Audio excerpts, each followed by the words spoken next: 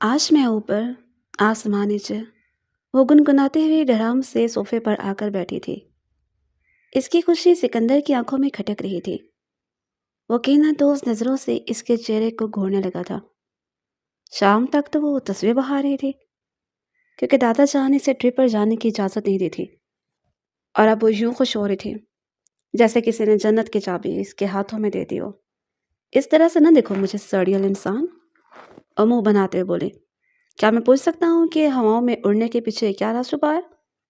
وہ اپنے لہجے کو نارمل رکھتے ہوئے بولا تھا، جبکہ اندر ہی اندر وہ جل رہا تھا۔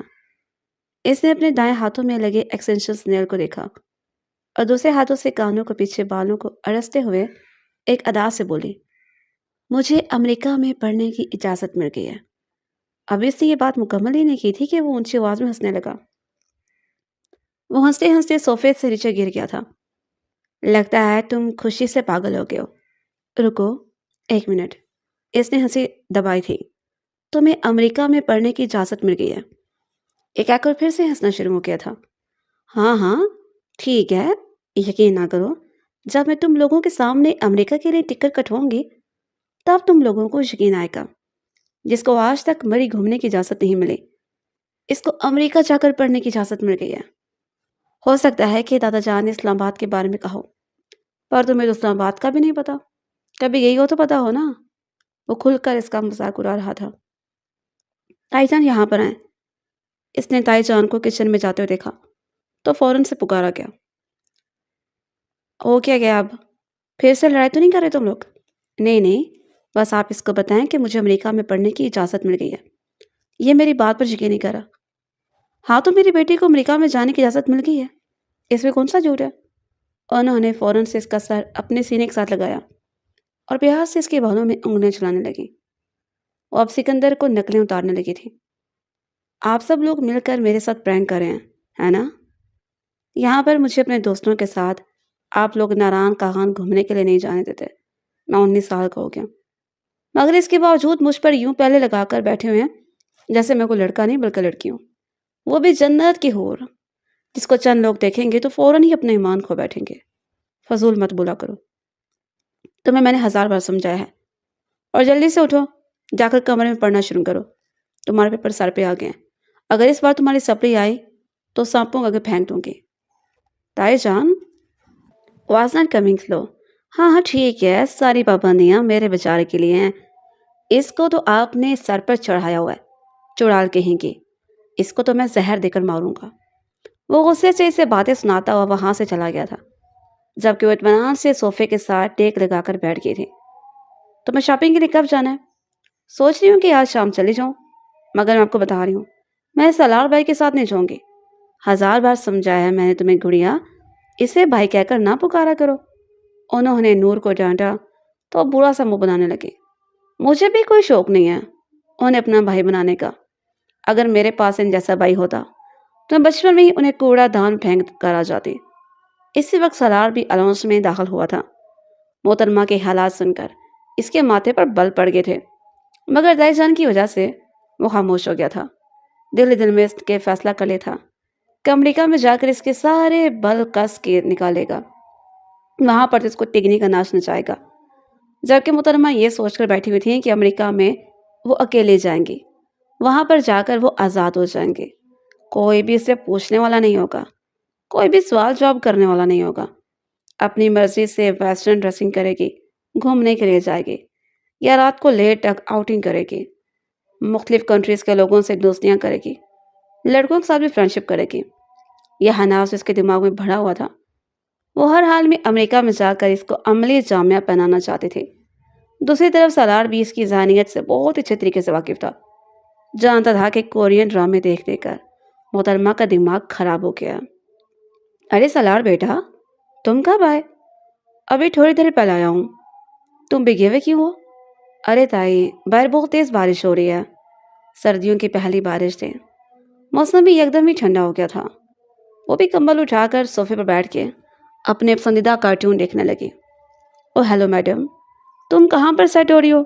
جلدی سے اٹھو اور میرے لیے کپ چائے بنا کر لاؤ، تب تک میں فریش ہو رہا ہوں۔ اس نے بے چارگی سے تائی جان کی طرف دیکھا۔ میں بنا دیتی ہوں سالار۔ نہیں، کوئی ضرورت نہیں ہے، یہ خود بنا کر لائے گی، یہ ویسے بیٹھ بیٹھ کر اس کا وزن بڑھ گیا۔ تائی دیکھیے میری صحت کو نظر لگا رہے ہیں، یہ خود اتنے بڑے سانڈ ہیں، کرسی پہ بیٹھے ہیں تو کرسی بھی ٹوٹ جاتی ہے۔ وہ کرسی پہلے سے ہی ٹوٹی ہوئی تھی، سالار نے دانت پیستے ہوئے کہا۔ دراصل وہ 2 دن پہلے کے واقعے کی طرف اشارہ کر رہے تھے۔ وہ سب کزنز باہر لان میں بیٹھے لوڈو کھیل رہے تھے، جب سالار بھی انہیں میں آ کر بیٹھ گیا۔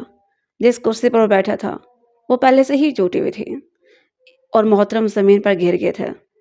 اس کے بعد سب کزنوں نے اس کا مذاق بنانا شروع کر دیا تھا، لیکن مذاق بھی وہ تنہائی میں بناتے تھے۔ یوں پبلک کے سامنے ان میں کچھ بھی کہنے کی ہمت نہیں تھی، جانتے تھے کہ سالار کسی کا بھی لحاظ نہیں کرے گا۔ تو میں جو کہا ہے وہ کرو، زیادہ زبان درازی نہ کیا کرو میرے ساتھ، 1000 بار سمجھایا میں نے تمہیں۔ جلدی سے چائے بنا کر لے کر آؤ۔ حکم سناتا ہوا وہ وہاں سے چلا گیا تھا۔ دیکھیے گا تائی، جو اس کی بیوی ہوگی وہ پہلے ہی دن اس کی حرکتوں کی وجہ سے گلا گھونٹ کر مارے گی۔ تائی نے بے ساختہ اپنا ماتھا پیٹا تھا۔ اس لڑکی کا کچھ بھی نہیں ہو سکتا، اپنی لمبی زبان کی وجہ سے وہ ہمیشہ ہی ڈانٹ سنتی تھی، چاہے وہ شرارت نہ کرتی، لیکن جو اس کی زبان کی تیزی تھی وہ اس کو مشکل میں پھنسا دیتی تھی۔ کچن میں کھڑی گنگناتے ہوئے وہ چائے بنا رہی تھی۔ چائے بنانے کا کہا تھا میں نے، انہیں پائے بنانے کے لیے نہیں۔ وہ اپنے بال خشک کرتا ہوا کچن کے اندر داخل ہوا تھا۔ اگر آپ کو اتنی ہی جلدی ہے تو خود بنا لیں۔ وہ اسے گھورنے لگا تو وہ جلدی سے نگاہیں جھکانے پر مجبور ہو گئی۔ شام کے وقت تو میں نے اسے شاپنگ پر لے کر جانا ہے۔ ٹھیک ہے، میں اسے لے جاؤں گا، ویسے بھی میں چاہتا تھا کہ میری نگرانی میں شاپنگ کرے۔ وہ کہنا تو اس نظر سے اس کی پشت کو گھورتے بولا۔ نور نے غصے سے چائے کا کپ اس کے سامنے رکھا تھا۔ وہ وہاں سے جانے لگی تھی کہ سالار کی آواز پر رک گئی۔ یہاں پر آ کر بیٹھو۔ اس کا دل زور زور سے دھڑکنے لگا تھا، ماتھے پر کس پسینے کے قطرے چمکنے لگے تھے۔ اس نے چائے میں چینی کے بجائے نمک ملایا تھا، حالانکہ جانتی تھی کہ سالار کو تیز میٹھے والے چائے پسند ہے۔ وہ اکثر ہی اس کا مذاق اڑاتی تھی۔ یہ کیا فائدہ اتنا میٹھا کھانے کا، جب بولنا انہوں نے کڑوا ہی ہوتا ہے۔ مجھے اپنی ایک ضروری اسائنمنٹ بنانی ہے، تائی میں پھر شام کے وقت آتی ہوں۔ جو کہا ہے وہ کرو۔ دیکھا کیسے غصہ کرتے ہیں آپ، انہیں کچھ کہتی کیوں نہیں ہے؟ تم جاؤ اپنے کمرے میں۔ تائی نے اسے وہاں سے جانے کے لیے کہا تو گنگناتے ہوئے اپنے کمرے میں چلے گئی۔ سالار تم بھی حد کرتے ہو، چھوٹی بچی ہے وہ، کیوں اس پر اتنا زیادہ غصہ کرتے ہو؟ امی، چھوٹی نہیں ہے وہ، 20 سال کی ہو چکی ہے، لیکن ابھی تک عقل اس کی گھٹنوں میں ہی ہے۔ میں اسے کسی بھی صورت اپنے ساتھ لے کر نہیں جاؤں گا، میں آپ لوگوں کو بتا رہا ہوں۔ یہ کہہ کر وہ غصے سے ٹیبل سے اٹھا تھا۔ چائے تو لیتے جاؤ، نمک ملایا ہوا ہے آپ کی لاڈلینس میں اپنا موڈ نہیں خراب کرنا چاہتا۔ اس نے غصے سے کچن کے دروازے کو لات ماری تھی اور پھر لمبے لمبے ڈگ بھرتا ہوا سیڑھیاں چڑھتا اپنے کمرے میں چلا گیا تھا، جبکہ وہ کمرے میں آ کر اونچی اونچی آواز میں گنگنانے لگی تھی اور بنگڑا ڈالنے لگی تھی۔ ابھی تک اس نے فیمیل کزن کو بھی اس بارے میں بتایا نہیں تھا کہ وہ سب یونیورسٹی گئے ہوئے تھے۔ وہ چاہتی تھی کہ جب وہ سب واپس آئیں تو ان کے سر پر بم پھوڑے گی۔ جب اس کی چچی کی بیٹی نیلا نے سنا تو گش کھاتے ہوئے زمین پر گر پڑی تھی۔ یہ سراسر زیادتی ہے، اماں جان نے مجھے لندن جانے کی اجازت نہیں دی تھی، حالانکہ میں تم سے بڑی بھی تھی اور سمجھدار بھی تھی۔ مر کے بڑی مشکل سے انہوں نے میرا قائد اعظم یونیورسٹی میں ایڈمیشن کروایا، ورنہ وہ تو مجھے وہاں پر بھی جانے کی اجازت نہیں دیتے۔ اور تم، جس کی بیوقوفیاں سارے خاندان کو پتہ ہیں، تمہیں وہ امریکہ بھیج رہے ہیں۔ زیادہ فری ہونے کی ضرورت نہیں ہے اعلیٰ باجی۔ اگر میں آپ کی عزت کرتی ہوں تو اس کا یہ مطلب نہیں کہ آپ جو بھی منہ میں آئے گا بولتے جائیں گے۔ وہ اس کی باتوں کو برا مناتے بولے تھے۔ اس کا یہ مطلب نہیں کہ آپ جو بھی منہ میں آئے گا بولتے جائیں گے۔ وہ اس کی باتوں کو برا مناتے بولے تھے، اور کسی کی خوشی میں جالس نہیں ہوتے بلکہ خوش ہوتے ہیں۔ مجھ سے تو غلطی ہوگی جو میں نے آپ کو بتا دیا۔ بال ہوا میں جھٹکتے ہوئے وہاں سے چلی گئی تھی۔ سکندر جو اس کو ڈھونڈتے ہوئے وہاں کمرے میں آیا تھا، اس کو دیکھ کر کھل کر مسکرانے لگا، کیونکہ اس کے امریکہ جانے کی حقیقت سب سے پہلے سکندر کے سامنے آئی تھی۔ اسے پس منظر معلوم ہوا تو اس کی ساری جالسی ختم ہو گئی۔ اب وہ دل ہی دل میں خوش ہو رہا تھا۔ کیا ہوا ہے؟ تم اپنے پورے دانتوں کی نمائش کر رہے ہو۔ مجھے جس بیچارے پر ترس آ رہا ہے۔ آپ کو پتہ ہے کس کے ساتھ امریکہ جا رہی ہے؟ کس کے ساتھ؟ ارے اپنے بھائی کے ساتھ، وہ بھی نکاح کر کے۔ تم سالار کی بات کر رہے ہو؟ ہاں، انہی کی بات کر رہا ہوں۔ قسم سے سوچ کر ہی میرے کلیجے میں ٹھنڈ پڑ گئی ہے۔ وہاں پر جا کر اس کی ساری شرارتیں دم توڑ جائیں گی۔ جب وہ خڑوس اس پر حکم چلایا کریں گے۔ وہاں پر موجود سبھی کزنوں کے اٹکے ہوئے سانس بحال ہوئے تھے۔ آپ سب لوگ پرسکون ہو گئے تھے، تو جانتے تھے کہ محترمہ وہاں پر جا کر ناگن گانے پر ڈانس کرنے والی ہیں۔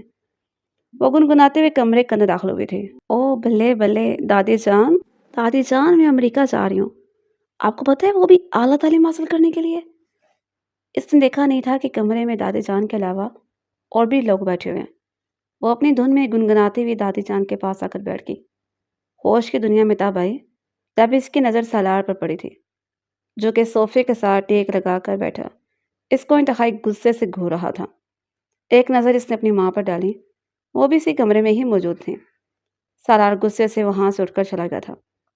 اس لڑکی کی بیوقوفیوں کی وجہ سے تو وہ اسے شادی نہیں کرنا چاہتا تھا، لیکن دادی جان کی دھمکیوں نے اسے گھٹنے ٹیکنے پر مجبور کر دیا۔ میری پیاری بچی، اللہ تعالیٰ تمہارے نصیب بہت اچھے کرے اور یہ آنے والی زندگی تمہارے ڈھیر ساری خوشیاں لے کر آئے۔ بس تم نے کل سے کام لینا ہے اور کوئی بھی ایسی حرکت نہیں کرنی جس سے سالار کو غصہ آئے۔ ارے مجھے کیا فرق پڑتا ہے ان کے غصے سے، میں تو اپنی مرضی سے اپنی زندگی گزاروں گی۔ دادی نے ایک نظر اپنی بہو پر ڈالی۔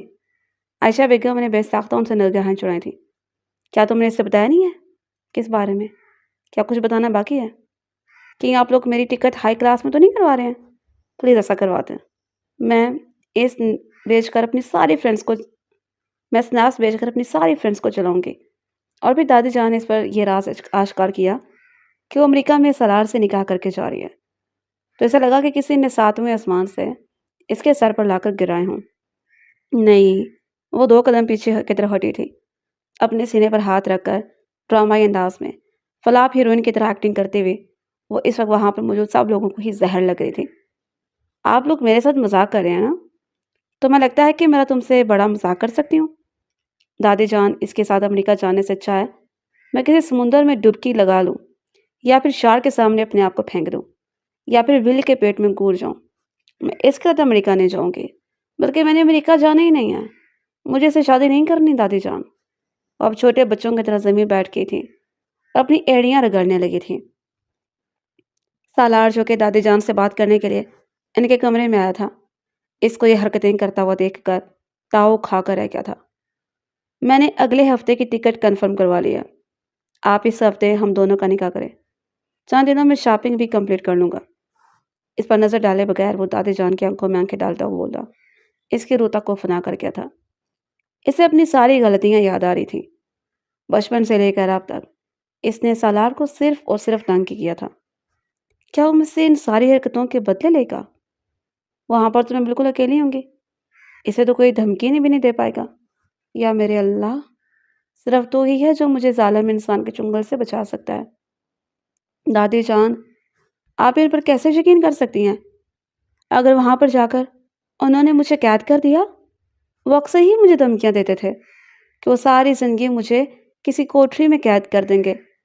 کہیں وہ اپنا مقصد پورا کرنے کے لیے تو مجھے وہاں پر لے کر نہیں جا رہے۔ چپ کر جاؤ، اپنے دماغ میں بڑا ہوا خناس نکال دو اور جلدی سے تیار ہو جاؤ۔ وہ تمہیں اپنے ساتھ شاپنگ پر لے کر جا رہا ہے۔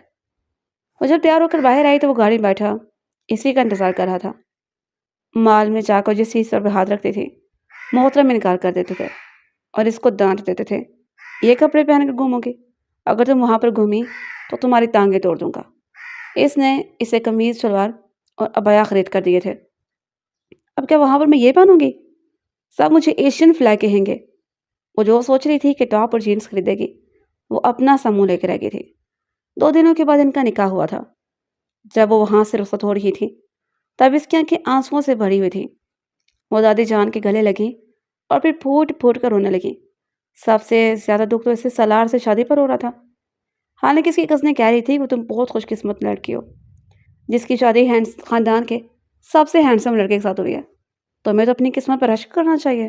رو رو کر اس نے اپنا حال برا کر لیا تھا۔ جب وہ لوگ جہاز سے جا کر بیٹھے تو اس نے خوفزدہ ہو کر سالار کی بازو مضبوطی سے پکڑ لیے تھے اور اپنا سر اس کے کندھے کے ساتھ ٹکا دیا تھا۔ اس کے ہاتھوں کے لمس کو محسوس کرتے ہوئے سالار نے ایک سری سی نگاہ اس کے وجود پر ڈالی تھی۔ دونوں میں رشتہ بدل چکا تھا، جس بات پر احساسات بھی بدل چکے تھے۔ وہ لڑکی اس کے دسترس میں تھی، اس کے نکاح میں تھی۔ وہ اس لڑکی پر پورا حق رکھتا تھا۔ یہ خیال ہی روح کو سکون پہنچا دینے والا تھا۔ زندگی میں پہلی بار وہ اس کو دیکھ کر کھل کر مسکرایا تھا۔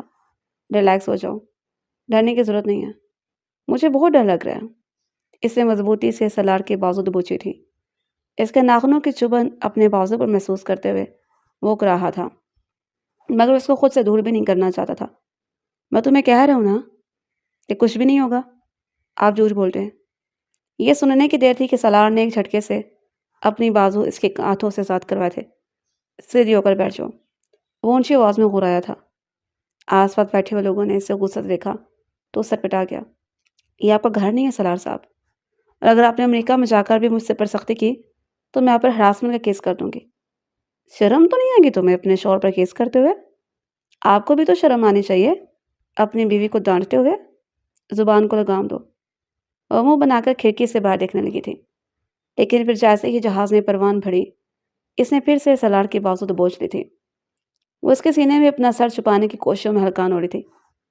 سالار نے اس کے گرد اپنی بازو لپیٹی اور اس کو پرسکون کرنے کے لیے اس کی کمر کو ہولے ہولے تھپکنے لگا۔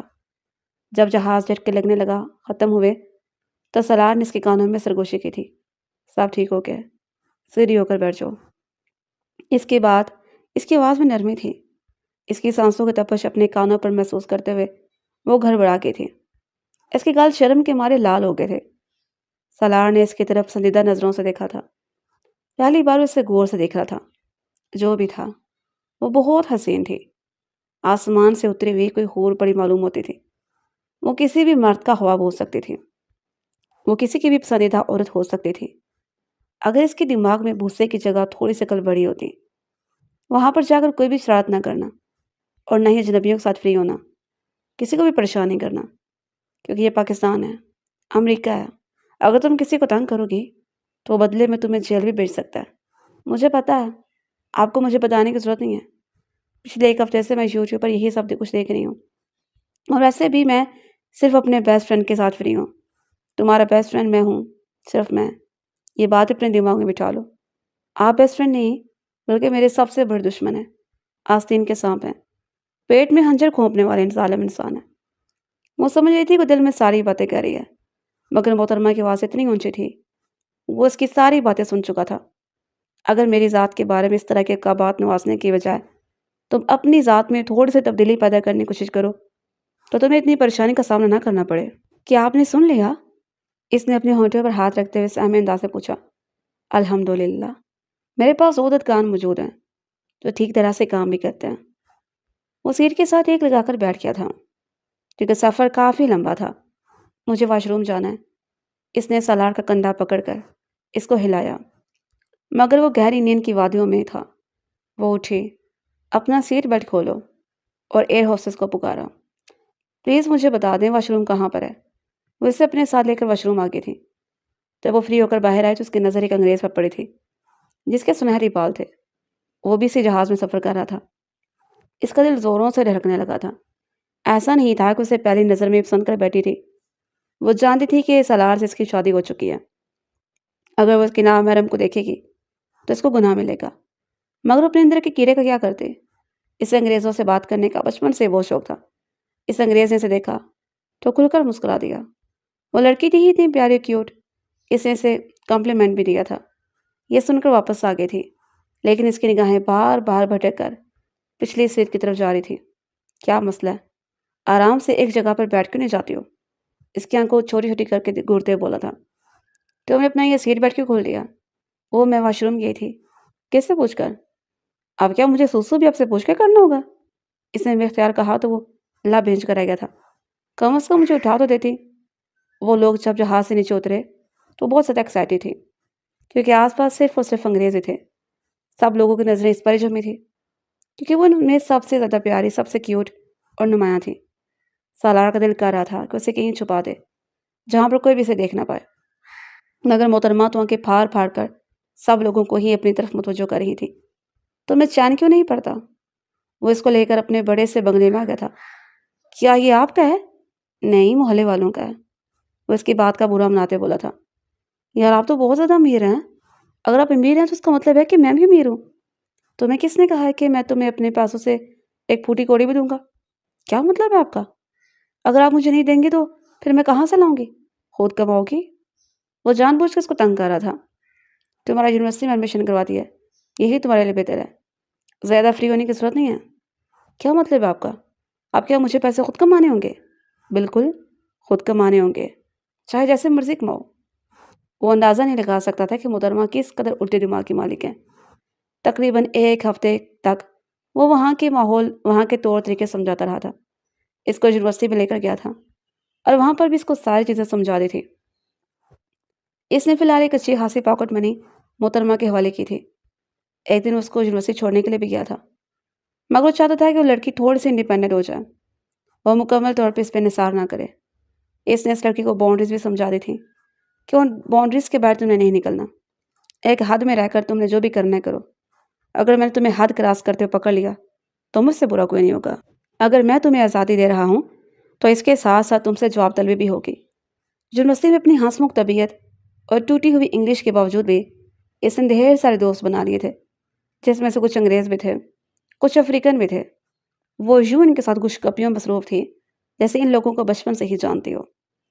پورا دن وہاں پر گزارنے کے بعد وہ ایک میڈی نام کی لڑکی کے ساتھ ایک بہت بڑے ریسٹورنٹ میں داخل ہوئی تھی، جہاں پر ویٹرس کی جاب کے لیے ایک سیٹ خالی تھی۔ میڈی نے اس کو مشورہ دیا تھا کہ تم اس ہوٹل میں کام کرو، یہاں پر صرف 3 گھنٹے کی ڈیوٹی ہے اور بدلے میں تمہیں اچھے خاصے ڈالر کمانے کو ملیں گے۔ اس کے علاوہ جو ٹپس ملتی ہیں اس سے بھی تمہارا گزارا ہو جائے گا۔ اس کا موبائل بجنے لگا۔ اس نے دیکھا تو دشمن جہاں کی طرف سے کال آ رہی تھی۔ آج اس کی ایک امپورٹنٹ میٹنگ تھی، وہ اسے لینے کے لیے نہیں جا سکا تھا۔ اس نے محترمہ کو میسج نمبر پر ایک میسج ڈراپ کر دیا تھا کہ ابھی تھوڑی دیر کے بعد اسٹاپ پر بس آئے گی، تم اس میں بیٹھ جانا۔ اس نے سارا راستہ بھی محترمہ کو سمجھایا تھا۔ میسج پڑھ کر اس نے غصے سے اپنا سر جھٹکا تھا۔ دادی جان، میں آج آ کر اس کی شکایت لگاتی ہوں، یہاں پر آ کر یہ مجھے مکمل طور پر بھول ہی گیا۔ وہ دیر سے یہ عیاشیاں کر رہا ہوگا اور مجھے یہاں پر خوار کر رہا ہے۔ وہ میڈی کے ساتھ اس ہوٹل کے مینیجر سے جا کر ملی تو اس کو عجیب و غریب انداز میں دیکھ رہا تھا۔ اس کی نظروں کے مفہوم کو سمجھتے ہوئے وہ بری طرح سے کنفیوز ہو گئی تھی۔ اس نے ایک نظر میڈی کو دیکھا تو اس نے آنکھوں ہی آنکھوں میں نور کو پرسکون ہونے کا اشارہ کیا۔ میڈی کو اندازہ نہیں تھا جس ماحول میں وہ پروان چڑھی ہے اور جس طرح کا اس کا مذہب ہے، وہاں پر یہ ساری چیزیں ٹھیک نہیں سمجھی جاتی ہیں، لیکن اگر نوکری کرنی تھی تو کمپرومائز بھی تو کرنا ہی تھا۔ آنر جو کہ اس وقت ہی ہوٹل کے اندر داخل ہوا تھا اور ایک بہت بڑا بزنس مین تھا، اس نے جب مینیجر کے ساتھ 2 لڑکیوں کو کھڑے دیکھا تو نہ چاہتے بھی ان کی طرف چل دیا۔ جب اس کی نظر نور پر پڑی تو وہ جب پلکیں جھپکنا ہی بھول گیا تھا۔ جیک ملر کی نظریں اس پر جم گئی تھیں۔ اس نے فرینچ زبان میں مینیجر سے سوال کیا تھا۔ ان کی گفتگو میڈی اور نور کے سر کے اوپر سے گزر گئی تھی اور اس نے نور کو اپنے آفس میں آنے کا اشارہ کیا۔ میڈی نے اسے تسلی دی۔ وہ ہچکچاتے ہوئے آفس کے اندر داخل ہوئے تھے۔ جیک صاحب کے آفس میں بہت کم لوگوں کو آنے کی اجازت ہوتی ہے، کہ وہ لوگوں سے ملاپ کرنا پسند نہیں کرتا تھا اور عام ویٹرز کے ساتھ تو بالکل بھی نہیں۔ یہ سارے کام اس کے مینیجر کے ذمہ تھے۔ تشریف رکھیں، اس نے انگلش میں کہا تو وہ ہچکچاتے ہوئے وہاں پر بیٹھ گئی تھی۔ جیک نے اس کو نوکری دینے کا وعدہ کیا تھا۔ مجھے ایک چھوٹا سا مسئلہ ہے۔ جی بتائیں، اگر آپ کو کوئی بھی مسئلہ ہے تو ہم حل کرنے کی کوشش کریں گے۔ اسے تسلی آمیز لہجے میں جواب دیتا ہوا وہ کسی حد تک ریلیکس کر چکا تھا۔ میں یہ چھوٹی اسکرٹس نہیں پہن سکتی ہوں، کیا میں اس کے نیچے ٹائٹس پہن سکتی ہوں؟ یہ سن کر اپنی گردن پیچھے کی طرف گھرا کر ہنس دیا تھا۔ آپ کی وجہ سے ہمارے ہوٹل کا تھیم خراب ہو سکتا ہے۔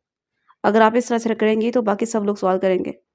میں آپ سے وعدہ کرتی ہوں جس دن انہوں نے سوال کیا اس دن میں یہ پہننا چھوڑ دوں گی، لیکن جب تک وہ سوال نہیں کرتے پلیز تب تک اب مجھے پہنے دیں۔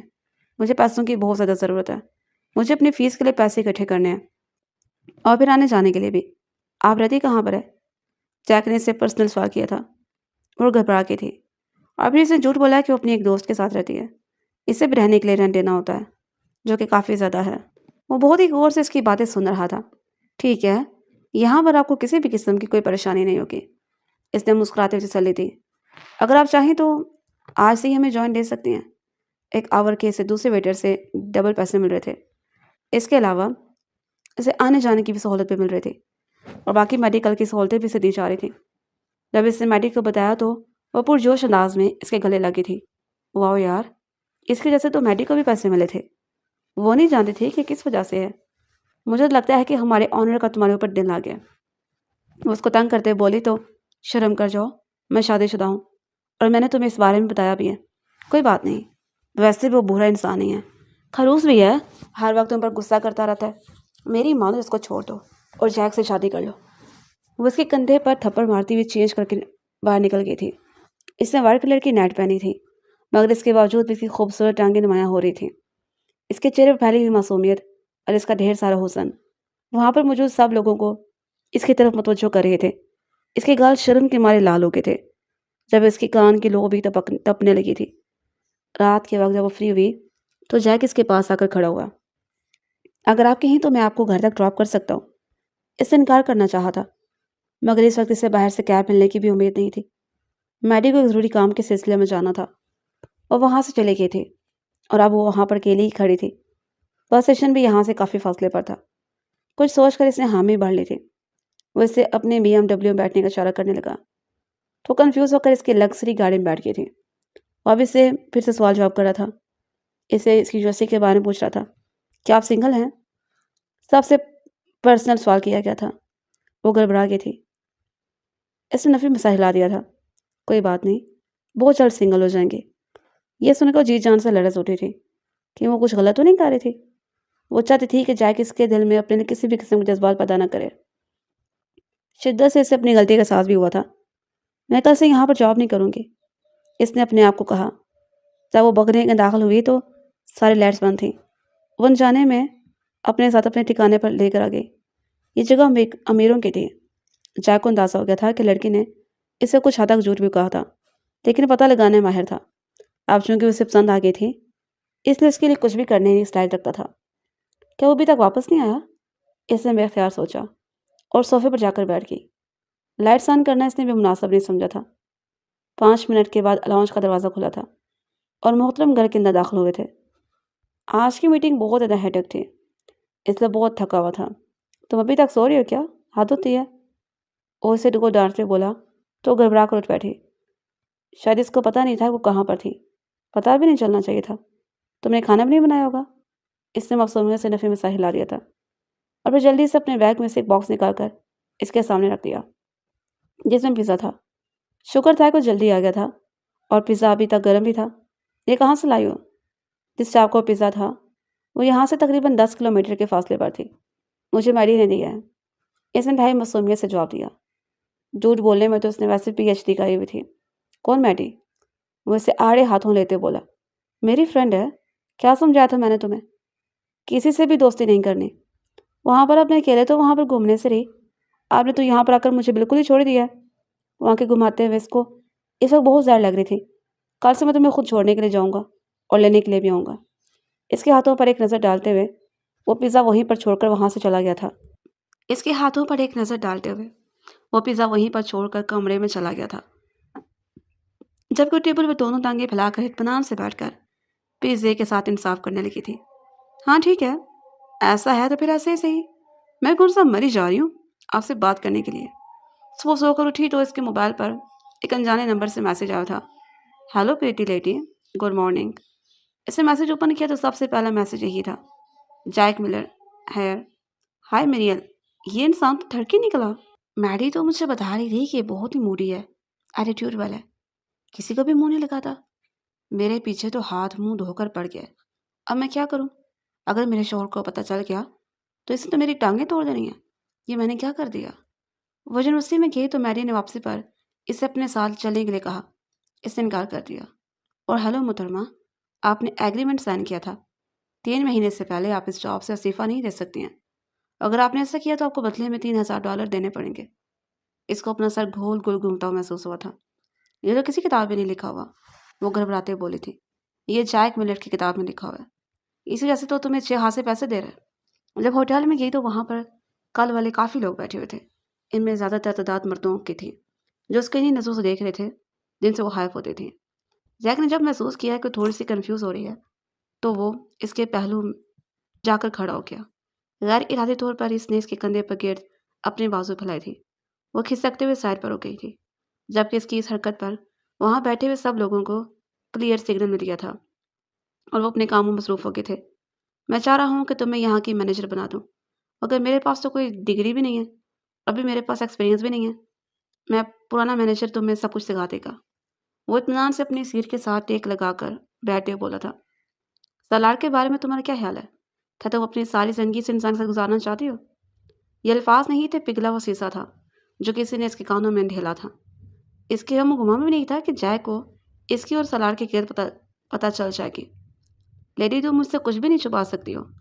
جیک سے کوئی بھی کچھ نہیں چھپا سکتا، یہ بات تم ہمیشہ یاد رکھنا۔ وہ تھوڑا سا آگے کو جھکتا ہوا دل فریب انداز میں بولتا، اس کے دل کو اپنی مٹھی میں دبوچ چکا تھا۔ آئی ایم ریئلی سوری، مجھے لگ رہا تھا کہ اگر میں سچ بتاؤں گی تو مجھے جاب نہیں ملے گی، اور میں ویسے بھی اپنی پرسنل چیزیں کسی سے بھی ڈسکس نہیں کرتی ہوں۔ بہت اچھے، تمہیں ڈسکس کرنا بھی نہیں چاہیے۔ میں بھی کبھی تمہاری پرسنل لائف میں انٹرسٹڈ نہ ہوتا اگر مجھے تمہاری ذات میں دلچسپی نہ ہوتی۔ وہ بہت ہی صاف گو تھا، جو کچھ اس کے دل میں ہوتا تھا وہی اس کی زبان میں ہوتا تھا۔ مجھے یہ بھی پتہ چلا ہے کہ تم نے یہ جاب چھوڑنے کی بھی کوشش کی تھی، کیا تم اس سے گھبرا رہی ہو؟ وہ براہ راست اس کی آنکھوں میں دیکھتے ہوئے اس سے سوال کر رہا تھا۔ ویسے تو تمہیں مجھ سے ڈرنا بھی چاہیے، کیونکہ میں اپنی چیزوں سے اتنی جلدی دستبردار نہیں ہوتا ہوں، اور بعض چیزیں تو ایسی ہیں جن کو میں کسی بھی صورت چھوڑنا نہیں ہوں۔ لیکن اس کے باوجود میں تمہیں پوری گارنٹی دے رہا ہوں کہ کبھی بھی تمہارے ساتھ غلط نہیں کروں گا۔ تم میری زندگی میں آنے والی وہ پہلی عورت ہو جس نے میرے دل کے دروازے پر دستک دی ہے، اور میں نے اپنے دل کا دروازہ کھولا ہے۔ تمہیں میں چاہ کر بھی نقصان نہیں پہنچا سکتا، لیکن میں تم سے یہ امید رکھوں گا کہ تم مجھے سچ سچ بتاؤ گی۔ اس نے بتا دیا تھا کہ سالار سے اس کی شادی اس کی دادی جان نے زبردستی کی تھی۔ وہ اپنے کزن کو پسند نہیں کرتی تھی۔ اس کا کزن بہت ہی کھڑوس ہے جو ہر وقت اس کو ڈانٹتا رہتا ہے۔ جیکب کے لبوں پر پراسرار مسکراہٹ پھیل گئی تھی۔ اگر کوئی تم جیسی لڑکی کا غلط سلوک کرتا ہے تو میں سمجھتا ہوں کہ اس شخص دنیا کا سب سے بدقسمت ترین شخص ہے۔ تم تو محبت کیے جانے کے قابل ہو، نفرت کے قابل تو وہ انسان ہے۔ خاصے تم یہاں پر مینیجر کی جاب کرو گی، کیونکہ میں نہیں چاہتا کہ سب لوگ تمہیں دیکھیں۔ تمہیں نوکری کی ضرورت ہے اور مجھے تمہاری ضرورت ہے۔ دوسری بات اس نے دل ہی دل میں کہی تھی۔ سالار وہاں پر آ کر اپنے بزنس میں کافی زیادہ مصروف ہو گیا تھا۔ اسے چھوٹی سی لڑکی پر پورا اعتماد تھا۔ اسے پتا تھا کہ کوئی بھی ایسی حرکت نہیں کرے گی جس سے بعد میں اس کو نقصان اٹھانا پڑے، یا پھر اس کی وجہ سے سالار کو شرمندہ ہونا پڑے۔ تقریباً ایک ہفتے کے بعد اس نے ایک موٹی رقم نور کے ہاتھوں میں رکھی تھی۔ یہ لو، اس ہفتے کی پاکٹ منی، سرسری انداز میں کہتا ہوا وہ باہر جانے لگا جب نور کے قدم زمین پر جم گئے تھے۔ آپ نے تو مجھے کہا تھا کہ آپ مجھے پاکٹ منی نہیں دیں گے اور میں اپنا بندوبست کروں، نوکری وغیرہ تلاش کروں۔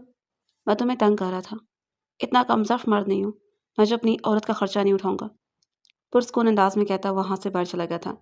جبکہ وہ صوفے پر گر گئی تھی، اس نے اپنا سر دونوں ہاتھوں میں گرا دیا تھا۔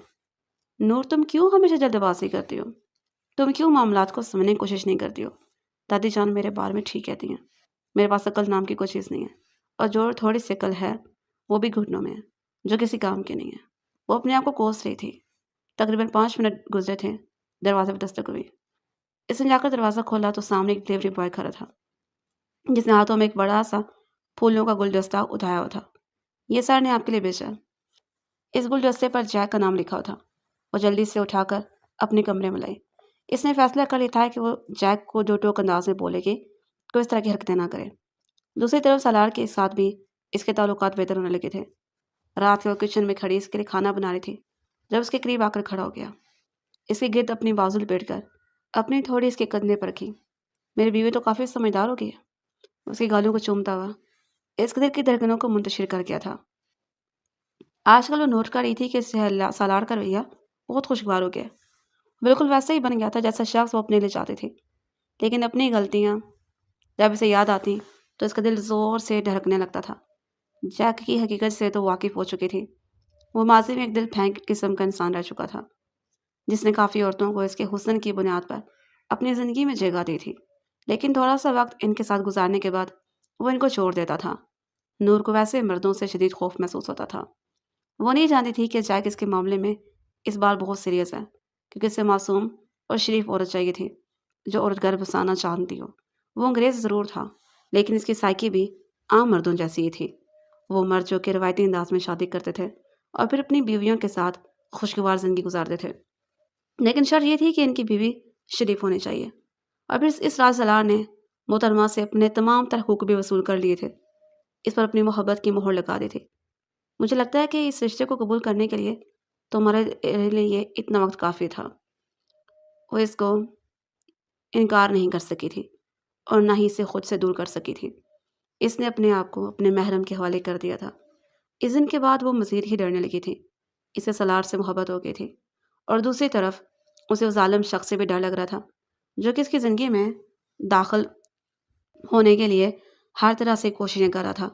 وہ اس کو پرنسس ٹریٹمنٹ دیتا تھا، اس کے آرام کا بہت زیادہ خیال رکھتا تھا، اس کو پیار، محبت اور توجہ دیتا تھا، لیکن اس کے باوجود بھی وہ اس پر یقین کرنے کے لیے تیار نہیں ہو رہی تھی۔